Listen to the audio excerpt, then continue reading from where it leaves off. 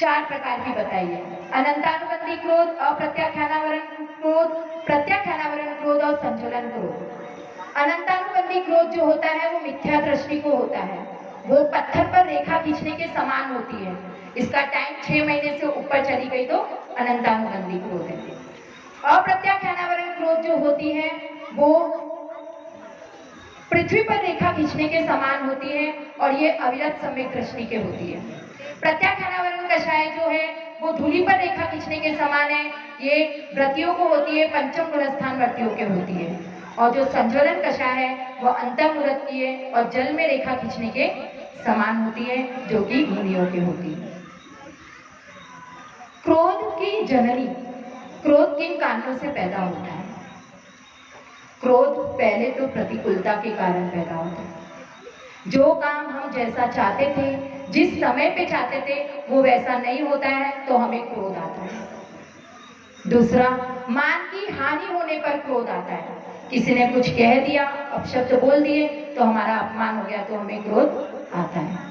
तीसरा, लाभ होने वाला था और नहीं होता है तो क्रोध आता है, लोभ के वशीभूत होकर क्रोध आता है। द्वेष के कारण क्रोध आता है, किसी से वैर है तो क्रोध आता है, और इच्छा पूर्ति नहीं होती है तो भी क्रोध आता है, और मानसिक और शारीरिक स्वास्थ्य अच्छा नहीं होता तो भी क्रोध आता है। क्रोध करते हैं तो साथ साथ में क्या क्या उत्पन्न होता है? क्रोध करते हैं तो उसके साथ में हिंसा, दुस्साहस और दूसरों के दोष देखने की प्रवृत्ति और मित्रद्रोह, वचन की कठोरता और दंड देते हैं कठोर। क्रोध के वशीभूत होकर हम ये सब करते हैं, अर्थात क्रोध के वशीभूत होकर हम हिंसा भी कर लेते हैं, चोरी भी कर लेते हैं, असत्य, मतलब सारे पाप एक क्रोध करने से हो जाते हैं। क्रोध से हानि क्या क्या होती है? क्रोध से प्रीति का नाश होता है। क्रोध व्यक्ति को विचार शून्य बना देता है। क्रोध समझदारी को बाहर निकालकर बुद्धि के दरवाजे की ठिठकनी लगा देता है। क्रोध का असर शारीरिक स्वास्थ्य पर भी पड़ता है। क्रोध के कारण लोगों को अल्सर, गैस्ट्राइटिस हो जाता है, पैरालाइसिस तक होते हुए देखे गए हैं क्रोध की वजह से। और बीपी तो नॉर्मली सबके घर में ही है, और शुगर भी होती ही है क्रोध की वजह से। ये सब तो अपने साथ में है ही है, एक हर घर में एक एक पेशेंट तो इसका है ही, ये सब क्रोध की वजह से। एक बार की बात है, आचेशी हरियाणा से दिल्ली की ओर विहार कर रहे थे, तो वो रात्रि विश्राम के लिए कहीं रुके, जिसकी फैक्ट्री थी, नीचे फैक्ट्री थी और ऊपर थर्ड फ्लोर पे उसका ऑफिस था। अब वो व्यक्ति थर्ड फ्लोर पे अपने ऑफिस में किसी एम्प्लॉयज पे चिल्ला रहा था, इतना चिल्ला रहा था कि उसकी आवाज नीचे आचेशी तक पहुंची। अगले दिन विहार हो रहा था, वो व्यक्ति आचेशी से कहता है कि आचेशी मुझे स्वस्थ रहने का आशीर्वाद दीजिए। आचेशी ने कहा, तुम इतना क्रोध करते हो तो तुम स्वस्थ रहोगे कैसे? फिर एक दिन सच में ऐसा ही हुआ। आचेशी के पास खबर आई कि वो व्यक्ति क्रोध कर रहा था, अपने एम्प्लॉयज पे चिल्ला रहा था, किसी बात पे गुस्सा कर रहा था, तो गुस्सा करते करते उसको वहीं हार्ट अटैक आ गया और वहीं पे वो चल गया। इतना गहरा असर। क्रोध को आग की उपमा दी गई है। जिस तरह आग संताप पैदा करती है, उसी तरह क्रोध भी संताप पैदा करता है। वैज्ञानिक कहते हैं 1 मिनट गुस्सा करने में इंसान की 12 घंटे की काम करने की शक्ति नष्ट हो जाती है, सिर्फ 1 मिनट की। क्रोध समुद्र की तरह बहरा होता है और अग्नि की तरह उतावला होता है। नीतिकारों ने कहा है, ऋण को थोड़ा और घाव को छोटा और अग्नि को तनिक और कषाय को अल्प मानकर कभी भी निश्चिंत नहीं बैठना चाहिए, क्योंकि ये कब बढ़कर बड़े भयंकर रूप धारण कर लेते हैं हमें पता ही नहीं चलता। क्रोध जिस तरह अग्नि ईंधन को समाप्त करके स्वयं पीछे से नष्ट हो जाती है, उसी प्रकार क्रोध व्यक्ति को नष्ट करके पीछे निराधार होने से स्वयं नष्ट हो जाता है। इसलिए क्रोध नहीं करना। इसमें एक कहानी आती है, तुकारी की कहानी आती है। मुनिराज थे, जंगल में ध्यान कर रहे थे, तो वहां पर एक तांत्रिक आया। उसने कुछ अपनी विद्या करने के हिसाब से आया था। तो वो क्या करता है, मुनिराज को मुर्दा समझकर उन्हें लाता है और 2 मुर्दों को और खींच के लाता है और चूल्हा बनाता है और वहीं पे अग्नि लगाता है। अग्नि लगाता है, थोड़ी देर बाद मुनिराज का सिर थोड़ा सा हिल जाता है, तो उसको वो डर जाता है और सब कुछ छोड़ छाड़ के भाग जाता है। अब वहां से एक व्यक्ति गुजर रहा था, उसने देखा कि मुनिराज का सिर जल गया है, तो उसने जिनेंद्र सेठ को बुलाया और बताया। तो जिनेंद्र सेठ मुनिराज को अपने घर ले गए, उनका उचित उपचार कराया, वैद्य जी को बुलाया और सारी उनकी व्यवस्था की। तो वैद्य जी ने आके बताया कि उनको लाक्षादिमूल नामक तेल से ही उनका इलाज होगा। तो सेठ जी ने पूछा कहाँ मिलेगा ये तेल? वैद्य जी ने बताया ये तेल मिलेगा तुकारी के पास। तुकारी के पास गए और लाक्षादिमूल नामक तेल मांगा और सारी बात बता दी। तुकारी ने कहा यहाँ मिट्टी के घड़े में तेल पड़ा है, आप ले लीजिए और मैं इसलिए धन नहीं लूंगी क्योंकि ये मुनिराज का है। अब सेठ जी मिट्टी का घड़ा उठाया, लेके चलने लगे तो उनके हाथ से वो घड़ा गिर गया और फूट गया। ऐसे करते करते उनके हाथ से 4 बार घड़ा फूट गया। फिर भी तुकारी ने कहा कोई बात नहीं, आप और दूसरा ले जाएंगे। तो 5वीं बार जब फूटा तब सेठ जी ने पूछा कि इतने टाइम में कोई और होता तो वो तो क्रोध करता और कितना मुझे डांटता, और तुम बोल रही हो कोई बात नहीं ले जाओ। तो वो कहती है कि क्योंकि मैं क्रोध करने का फल भुगत चुकी हूँ। उन्होंने पूछा क्या फल भुगता, क्या हुआ था, मुझे भी बताओ। तो उन्होंने बताया तुकारी ने कि मेरे पिताजी सेठ जी थे, मुझे बहुत क्रोध आता था, कोई भी मुझे तू कह के बुलाता था। तो एक दिन परेशान होकर मेरे पिताजी ने क्या किया, नगर में बात फैला दी, सबके सामने पिटवा के बता दिया कि मेरी बेटी को कोई भी तू कह के नहीं बुलाएगी। तो उस बात का क्या परिणाम हुआ कि सब मैं जब भी निकलती तो मुझे तू कह के चिढ़ाने लगे और मेरा नाम ही तुकारी रख दिया, जबकि उसका नाम था बत्ता। तुकारी रख दिया तो और उस वजह से मुझसे कोई भी शादी करने को तैयार नहीं था। फिर मेरे पिताजी को एक व्यक्ति मिले जो कि कर्ज में डूबे हुए थे, जो कि मेरे स्वामी हैं। वो मिले, कर्ज में डूबे हुए थे। मेरे पिताजी ने कहा मैं आपका सारा कर्जा उतार दूंगा, आप बस एक प्रण लीजिए, मेरी बेटी से शादी कीजिए और उसको कभी भी तू कह के मत पुकारना। उन्होंने प्रण ले लिया और मेरे से शादी कर ली। अब आराम से मैं रह रही थी, वो कभी भी मुझे कुछ भी गलत नहीं कहते जिससे मुझे क्रोध आता। एक दिन वो नाटक देखने गए तो उनको नाटक से आते हुए देर हो गई। नाटक से आते हुए उनको देर हो गई तो मैंने गुस्से में आके क्या किया, दरवाजे को कड़ी लगा के सो गई। अब वो आए, उन्होंने मुझे कितने नाना प्रकार के तरीके से खुलवाने की कोशिश की, कितना मनाया, लेकिन मैं मानी नहीं। और फिर अंत में उन्हें गुस्सा आया तो उन्होंने क्या कहा, तू दरवाजा खोलती है कि नहीं खोलती है? बस तू सुनते ही मुझे गुस्सा आ गया और मैं दरवाजा खोलते ही सीधा निकली और रात को निकलते निकलते मैं कहाँ पहुंच गई, जंगल में। वहां अंग्रेज ने मुझे किडनैप किया, अगवा किया और मेरे खून से, मेरे रक्त से वो कंबल और कपड़ों को रंगता था। कितने टाइम तक मैंने वो तकलीफ सहन की, कितना मैंने सहा। भाग्य के वश मेरे कर्म पुण्य उदय में आया, उस वजह से मेरा भाई वहां से गुजर रहा था और उसने मुझे उचित दान देकर उस रंगरेज से छुड़ा लाया। और तब से मैंने प्रण लिया, मैं क्रोध नहीं करती, मैंने क्रोध को छोड़ दिया। हम सब क्या चाहते हैं, शांति। लेकिन शांति चाहते तो है लेकिन उसके स्वरूप को जानते ही नहीं। हम शांति शब्द के अर्थ का अनर्थ कर बैठते हैं। बताऊं कैसे? एक बार आचार्य के पास एक बुजुर्ग आए, उन्होंने कहा कि आचार्य मैं रोज पूजा अभिषेक करता हूँ, स्वाध्याय करता हूँ, सब कुछ करता हूँ। आचार्य ने कहा ये सब तो ठीक है, लेकिन क्या तुम्हें शांति मिली क्या?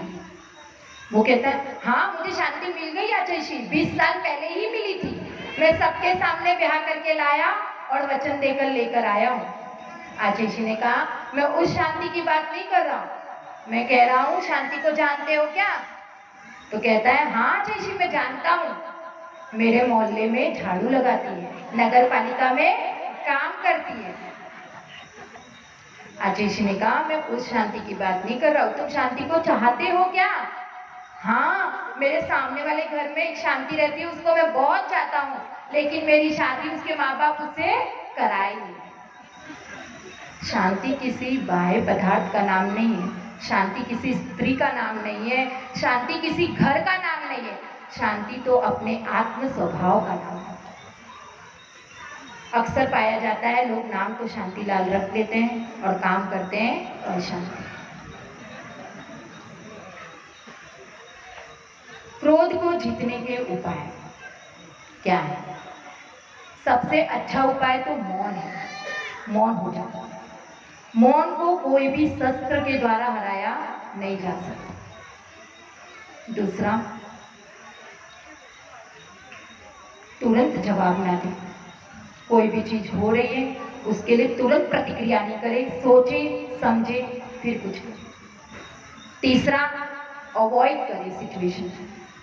अगर मानो कोई आ रहा है सामने से, हमें पता है ये ऐसा ही कुछ कहेगा कि हमें गुस्सा आएगा, तो क्या करना है? अवॉइड करना है। और अगर अवॉइड नहीं हो तो क्या करना है? पहले से ही प्रिपेयर हो जाना है कि हम उसको ऐसा क्या जवाब देंगे जिससे हमारी बात आगे ना बढ़े। आचैशी के पास एक व्यक्ति आया, उसने कहा आचैशी मैं गुस्सा करना तो नहीं चाहता हूँ, लेकिन क्या करूँ लोग मुझे गुस्सा दिला देते हैं। आचैशी ने अच्छा जवाब दिया, उन्होंने कहा कि तुम बाल्टी में कुएं में बाल्टी डालोगे तो क्या आएगा? पानी आएगा। और अगर कुएं में पानी नहीं होगा तो क्या आएगा? कुछ भी नहीं आएगा। तो क्यों ऐसा क्यों होगा? क्योंकि कुएं में अगर पानी नहीं होगा तो बाल्टी में क्या ताकत है वो पानी निकाल सकती है। तो आचैशी ने कहा अब मेरी बात समझ आ गई हो। अगर तुम्हारे अंदर क्रोध है ही नहीं तो कोई कैसे तुम्हारे अंदर से क्रोध निकाल सकता है? जब तुम्हारे अंदर क्षमा है तो क्षमा ही बाहर आएगी। ये भ्रम पाल रखा है कि लोग हमें क्रोध दिलाते हैं। क्रोध को जीतने का सबसे अच्छा उपाय ये है कि अपनी अपेक्षाओं की डोर को छोटी करें, अरमानों के रेशमी धागों में ना उलझे और अधिकारों की सत्ता से ऊंचे उठ जाए तो क्रोध अपने आप शांत हो जाए। और क्या करना है? भाव ये सोचना है कि मैंने इसको सताया होगा, ये मेरे कर्मों का उदय है, इसीलिए ये व्यक्ति मुझे परेशान कर रहा है। तो अच्छा है ये मुझे परेशान कर रहा है, तकलीफ दे रहा है, कम से कम मेरे कर्मों की निर्जरा तो हो रही है। विराधत कंतम हंत्रे जनाय परिकुप्यति त्रयंकुलम पातयन पद्भ्याम स्वयं दंडेन पाते। ये इष्टोपदेश की गाथा है, जिसमें क्या बता रखा है? जो कभी दूसरों को सताता है, परेशान करता है, वो अभी उसके द्वारा सताए गए और किसी वर्तमान में किसी से तकलीफ पहुंचा रहे हैं तो क्यों टेंशन करता है?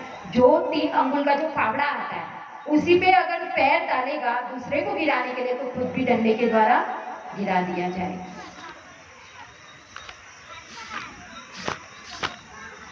और क्रोध को क्या जीतने का उपाय है?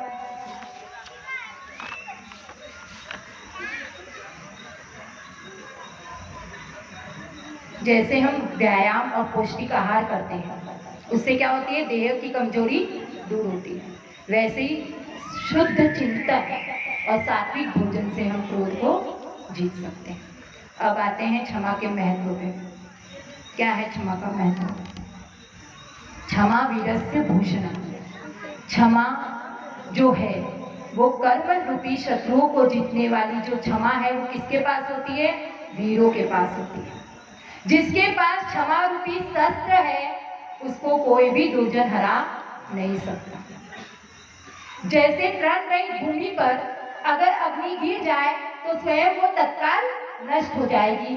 उसी प्रकार जिसके चित्त में किसी भी प्रकार का कोई भी भाव नहीं है, तो उसको कितना भी गाली दो, कितना भी मारो, कितना भी कुछ भी करो, उसको गुस्सा नहीं आएगा।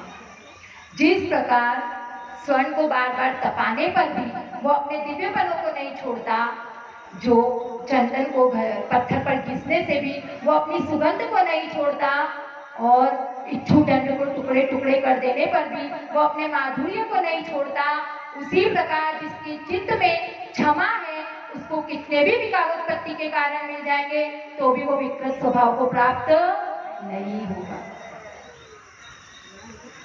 एक वकील की कहानी आती है। वकील, सुनाओ क्या टाइम हो गया? हो गया? सुना नहीं, फिर भी एक वकील की। तो क्या है,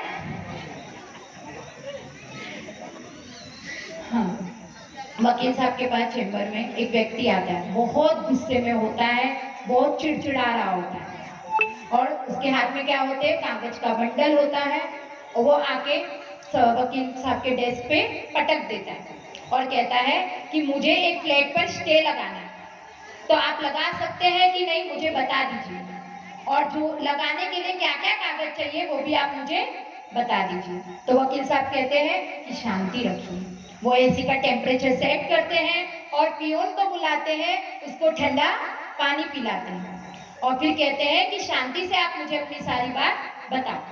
तो वो बताता है और कहते हैं कि आप अभी घर जाइए और 3-4 दिन बाद वापस आइएगा, मेरे को आपकी केस को स्टडी करने में टाइम लगेगा। वो व्यक्ति 3-4 दिन बाद वापस आता है और उतने ही गुस्से के साथ, उतने ही झुंझलाहट के साथ वापस आता है। तो वकील साहब कहते हैं आइए बैठिए, और आज आप नहीं मैं बोलूंगा। वो कहना शुरू करते हैं वकील साहब, कहते हैं कि आपके घर में आप, आपका भाई और आपकी बहन 3 सदस्य हैं, और आपके माता पिता का बचपन में ही देहांत हो गया था, तो आपने ही अपने भाई बहनों को पाल पोस कर बड़ा किया है, और आपने अपनी बहन की शादी अच्छे घर में कराई, अच्छे घर में कराई, और भाई के लिए तो आपने अपनी जीवन ही न्योछावर कर दिया।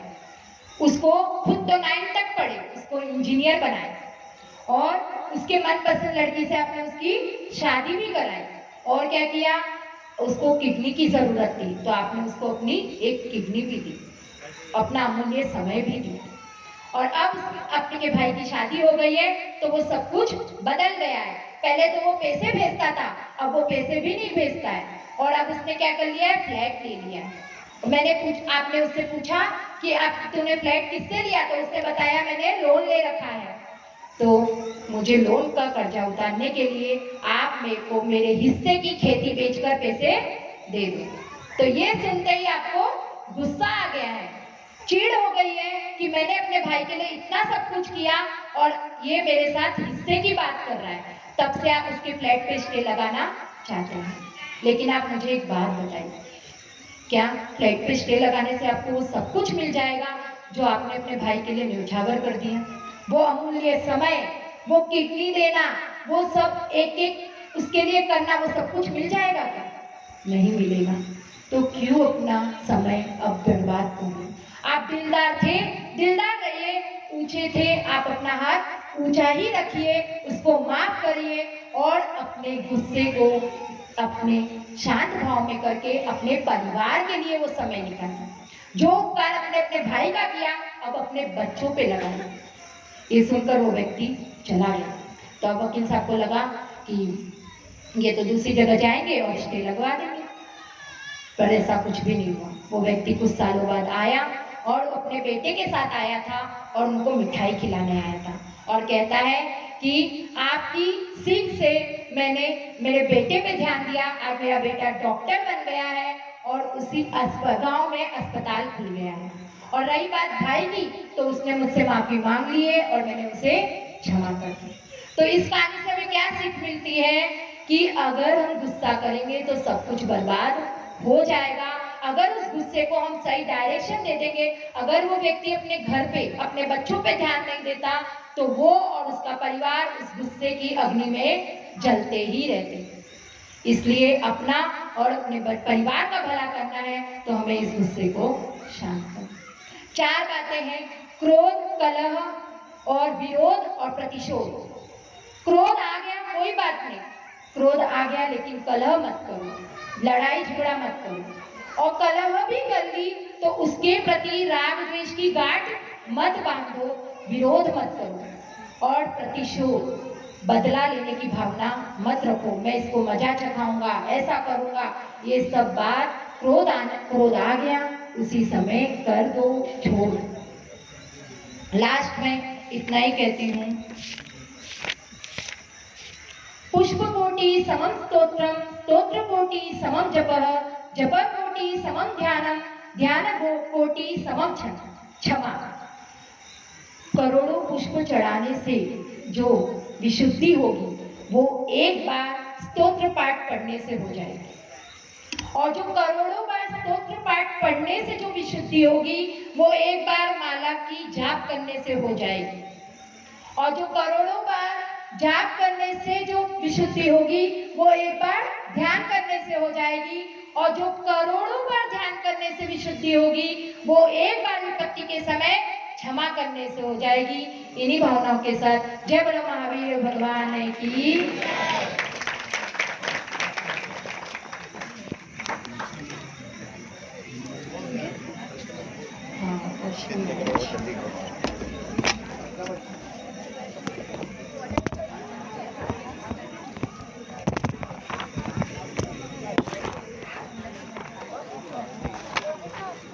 कितने प्रश्न पूछने हैं?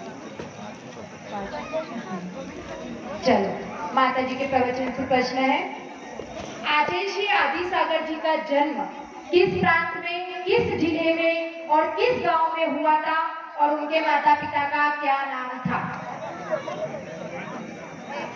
किसी और को? यहाँ है?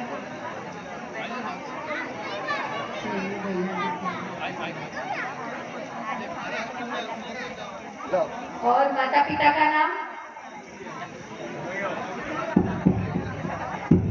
वो ममता आंटी के पीछे जो है।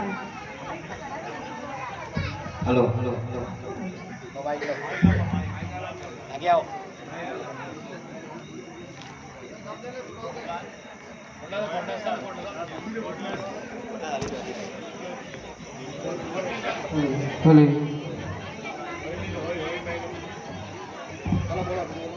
कर्नाटक राज्य के सांगली जिले में, हाँ, कर्नाटक राज्य के नहीं, महाराष्ट्र राज्य के सांगली जिले के अंकली गांव में पिता का नाम सिद्धगौड़ और माता का नाम आओ।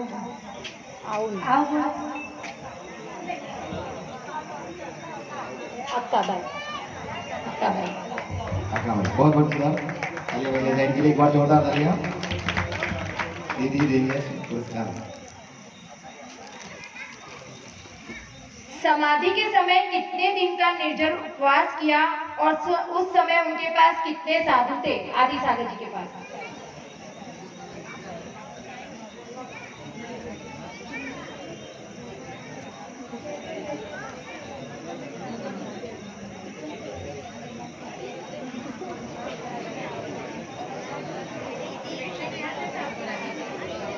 हेलो, आप बता दो। हाँ जी। 14 दिन और 48 साधु। आगे बढ़ जाए पुरस्कार दीदी।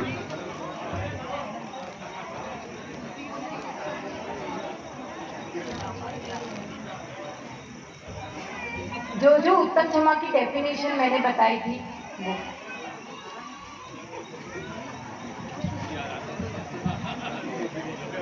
उत्तम क्षमा का जो दीदी ने बताया था, इसने मेरा सुना नहीं अच्छे से, तो सुना तो फिर ठीक है, कोई हाँ आइए हम आगे। है।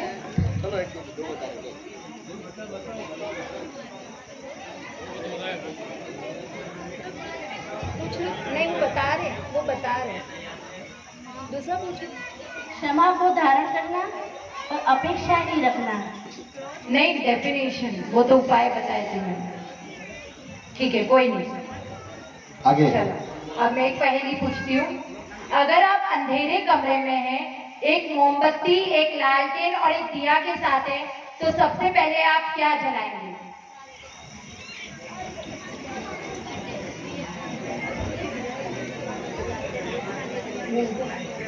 उधर है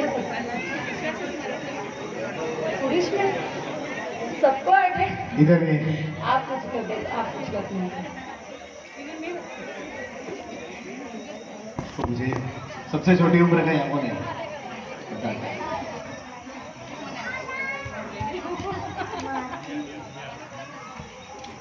हाँ,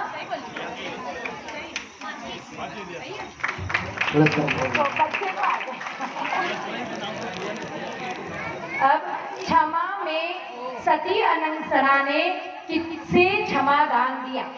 सती अनंतसरा ने किसे क्षमा दान दिया? कैसे हैं आप? पीछे से हैं इधर। माता जी वो जैसे महिलाओं में, पुरुष में है क्या? महिलाओं में है। वो आंटी नहीं है। माता जी हाथ ऊंचे करें, थोड़ा अच्छे से हाथ ऊंचे करें, दिखे माता जी में। वो आंटी नहीं।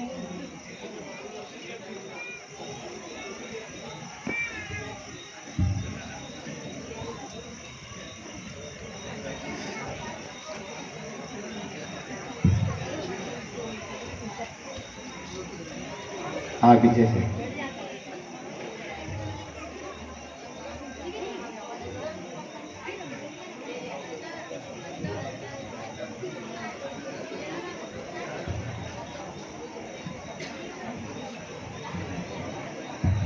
अजगर को। हाँ सही है। बस एक और चलो, एक भी ऐसे ही पूछ नहीं। जी। कौन सा देश आज तक किसी का गुलाम नहीं हुआ? कौन सा देश आज तक किसी का गुलाम नहीं हुआ?